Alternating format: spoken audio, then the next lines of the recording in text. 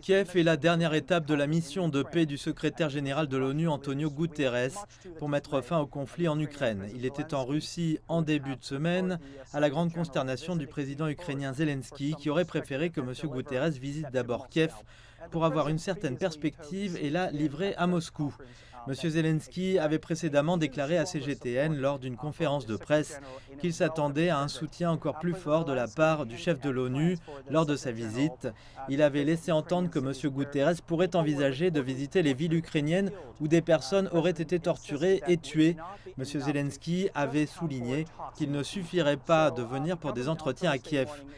Ainsi, le gouvernement ukrainien organise jeudi matin un voyage pour M. Guterres à Borodianka, où des infrastructures civiles ont été détruites par des roquettes, ainsi qu'à Boutcha, dans la banlieue de Kiev, où plus de 400 corps de civils ont été retrouvés dans les rues.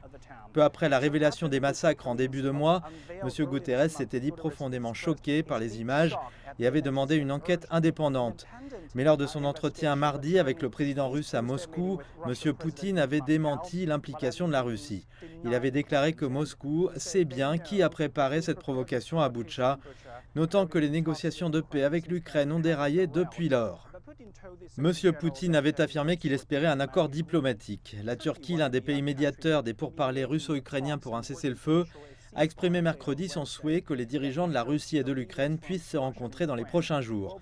Lors d'une réunion la semaine dernière, le président turc Recep Tayyip Erdogan et M. Guterres avaient souligné l'urgence d'évacuer les civils et d'acheminer l'aide humanitaire.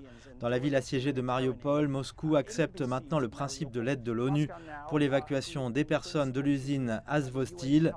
Jeudi, le secrétaire général de l'ONU doit également rencontrer le ministre ukrainien des Affaires étrangères, Dmytro Kuleba, pour discuter des accords relatifs aux couloirs humanitaires plus sûrs et au cessez-le-feu.